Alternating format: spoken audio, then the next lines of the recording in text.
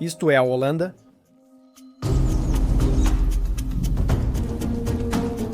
apesar de seu tamanho minúsculo, eles são o terceiro maior exportador agrícola do mundo, atrás apenas dos Estados Unidos da América e do Brasil, países que têm mais de 200 vezes mais território do que a Holanda.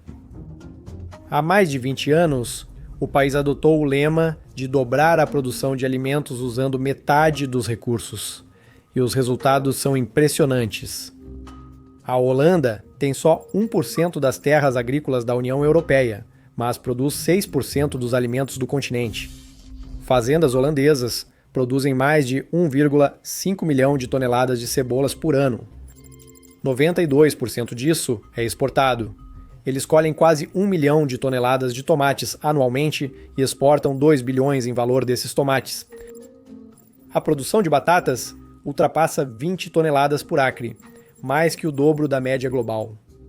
Um produtor de batatas na Holanda vai colher quase o dobro de batatas por acre, em comparação a um agricultor na Índia, e 3 vezes mais trigo do que um agricultor no Brasil.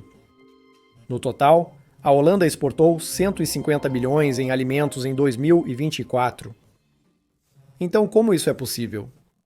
Bem, mais da metade da Holanda é terra agrícola. E além disso, grande parte dos alimentos do país é cultivada em ambientes fechados. Quase 24 mil acres de culturas são cultivados sob vidro, uma área quase 2 vezes o tamanho de Manhattan. Essas estufas operam o ano todo e consomem 90% menos água e 97% menos pesticidas que campos tradicionais. O impressionante é que um acre de estufa holandesa rende tanto quanto 10 acres de cultivo convencional. Fazendas holandesas usam só meio galão de água para produzir 1 libra de tomates. Na China, a mesma libra exige 34 galões, enquanto a média global passa de 28. A eficiência de produção na Holanda supera a de qualquer outro país. O país avança graças à automação e aos dados. A agricultura de precisão usa drones e sensores para monitorar plantas, solo e otimizar nutrientes.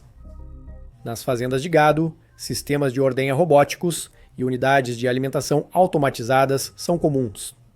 O sistema produz mais, desperdiça e usa menos terra, água e mão de obra que quase todos os países do mundo. Essa eficiência surgiu diretamente da Segunda Guerra Mundial. No inverno de 1944 a 1945, ferroviários holandeses fizeram greve para apoiar a Operação Market Garden, plano dos aliados para avançar na Holanda e garantir uma cabeça de ponte sobre o Reno rumo à Alemanha. Eindhoven e Nijmegen foram libertadas, mas a operação não teve sucesso total. E o oeste dos Países Baixos, onde ficam os maiores centros populacionais do país, permaneceu sob controle alemão. Como retaliação à greve, um bloqueio alemão cortou alimentos e combustível, causando fome na região. Depois, veio um inverno brutalmente frio por cima de tudo isso. Moradores caminhavam dias no frio para trocar objetos valiosos por batatas. Alguns sobreviveram com tulipas e beterrabas. As rações foram reduzidas para 580 calorias diárias. O evento ficou conhecido como o Inverno da Fome. No fim desse período, mais de 22 mil pessoas morreram na região. A escala da crise remodelou totalmente a política holandesa. Após a guerra, o governo tornou a segurança alimentar uma prioridade nacional. O governo incentivou a intensificação, mecanização e especialização agrícola. Agricultores receberam subsídios para investir em equipamentos e ampliar a produção. Educação e pesquisa foram focadas em novas técnicas e maiores rendimentos. Redes cooperativas se fortaleceram para estabilizar cadeias e preços. Entre 1950 e 1980, a produção agrícola aumentou em mais de 60%. Mesmo com a redução das terras agrícolas totais, devido à urbanização impulsionada pelo rápido crescimento populacional do pós-guerra, o uso de fertilizantes triplicou. A produção de leite dobrou. A avicultura foi totalmente industrializada. Nesse período, universidades firmaram parcerias com o Estado para criar programas de ciência agrícola aplicada. A joia da coroa da educação agrícola dos Países Baixos é a Universidade e Pesquisa de Wageningen. Localizada em Wageningen, ela é reconhecida como a principal instituição mundial em ciência agrícola, superando grandes entidades dos Estados Unidos da América e China. A região é chamada Food Valley, uma versão agrícola do Vale do Silício, devido à concentração de mais de 1.500 empresas, laboratórios e startups do setor agroalimentar em torno da universidade. 15 das 20 maiores empresas agroalimentares do mundo, como Coca-Cola, Nestlé e Cargill, possuem centros de P&D na Holanda. A maioria fica a menos de 50 quilômetros de Wageningen. Algumas mantêm laboratórios de pesquisa juntos. Outras contratam equipes da universidade para testar novos modelos em ciência de culturas ou segurança alimentar. Quase todas as áreas do sistema alimentar, como sementes, armazenamento, embalagens, logística e automação, ficam a poucos minutos de carro. Mas isso é só metade da história. Além do Vale dos Alimentos, existe o Vale das Sementes. Apesar de estar na província da Holanda do Norte, entre Enkhuizen e Warmonghuizen. Ela abriga muitas das principais empresas de sementes do mundo, incluindo Enzazadan, Incotec e Hackswan. Essas empresas estão focadas no desenvolvimento de variedades de sementes de maior rendimento e resistentes ao clima. A Enzazadan usou tecnologia de marcadores moleculares para criar um tomate resistente ao vírus do tomate marrom rugoso, que devastou plantações mundialmente. Um processo que antes levava 10 anos agora leva 5. O Vale das Sementes atua globalmente, oferecendo mais de 1.200 variedades de vegetais a mais de 100 países. Todos os dias, estima-se que 2,5 bilhões de pessoas comem vegetais cultivados a partir de sementes desenvolvidas na Holanda. Isso fez com que um país com menos de 18 milhões de habitantes impactasse a agricultura mundial além de suas fronteiras. Além disso, a geografia dos Países Baixos favorece a agricultura. O país é notavelmente plano e baixo, com grande parte de suas terras agrícolas localizadas em suas famosas terras recuperadas conhecidas como polders, áreas que antes estavam submersas. Com o tempo, a drenagem das terras e as chuvas lavaram o sal, ficando um solo de delta fértil e nutritivo.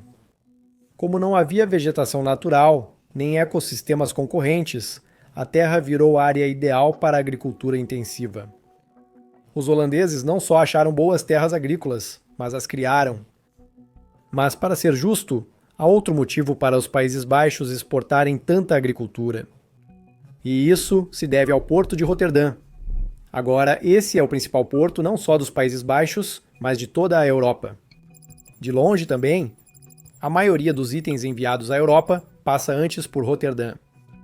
Isso significa que os números de exportação deles estão inflados, pois quase metade do exportado foi antes importado. Por exemplo, eles são os maiores importadores de grãos de cacau, com 20 a 25% do mercado global. Eles ficam só com uma parte. O resto é reexportado para a França e a Alemanha. Falando sobre essa inflação de estatísticas, na verdade tem mais coisa por trás disso, de certa forma. Embora sejam o segundo maior exportador agrícola do mundo, isso é tecnicamente em valor e não em volume. Ao analisarmos as exportações dos Países Baixos, a horticultura corresponde a pequenas quantidades de produtos de alto valor, como flores e plantas vivas. Tulipas, pelas quais são famosos. Isso não diminui o mérito dos Países Baixos, que continuam extremamente eficientes. Claro que tudo isso também tem um lado negativo. No fim, não é possível alimentar o mundo todo com eficiência recorde sem impacto ambiental. Mesmo que os holandeses agora usem 90% menos água e 95% menos pesticidas do que os métodos tradicionais de cultivo a céu aberto, encontrados na maioria dos países, eles ainda emitem enormes quantidades de CO2 devido ao sistema de cultivo extremamente denso. A Holanda possui uma das maiores densidades de gado da Europa, talvez a maior. Possuem cerca de 4 milhões de cabeças de gado, 10 milhões de porcos e 100 milhões de frangos. A grande quantidade de porcos e vacas causa excesso de nitrogênio no solo e na água, resultando em acidificação, perda de biodiversidade e poluição hídrica. Esses dados são de 2017 e um pouco antigos, pois não achei dados mais recentes, mas a Holanda emite muito mais compostos de nitrogênio por hectare que qualquer outro país da União Europeia, quase 4 vezes a média da União Europeia. A situação foi tão grave que em 2019 o Tribunal Administrativo mais alto da Holanda declarou que a política de emissões violava leis holandesas e regulamentos europeus. De certa forma, isso é só o sucessor do problema da chuva ácida dos anos 80. Mesmo após décadas, mais de 50% do solo e da água na Holanda ainda tem níveis inseguros de nitrogênio. A questão do nitrogênio gerou intensos protestos políticos. Talvez você já tenha ouvido sobre os protestos dos fazendeiros holandeses. Era sobre isso. Após ser classificada como crise, tribunais mandaram o governo suspender permissões para projetos que emitem nitrogênio até apresentar um plano para reduzir as emissões rapidamente. 18 mil projetos de construção, incluindo infraestrutura e habitação, foram suspensos de repente até que se criasse nova estratégia. Com a economia em risco, legisladores holandeses sugeriram o impensável. O rebanho de animais do país seria reduzido pela metade até 2030. Naturalmente, isso enfureceu os fazendeiros, para dizer o mínimo. Eles já haviam reduzido suas emissões de nitrogênio em quase 2/3, principalmente por meio de avanços tecnológicos. Nesse período, os serviços públicos rurais foram cortados para priorizar investimentos urbanos. E por mais de meio século, as políticas governamentais incentivaram as fazendas a se expandirem. Agora, eram instruídos a agir ao contrário. Milhares de agricultores protestaram bloqueando rodovias com tratores e realizando manifestações em raia. Bandeiras holandesas de cabeça para baixo, símbolo do protesto, foram hasteadas como estandarte de guerra nas casas. Incendiaram montes de esterco e feno.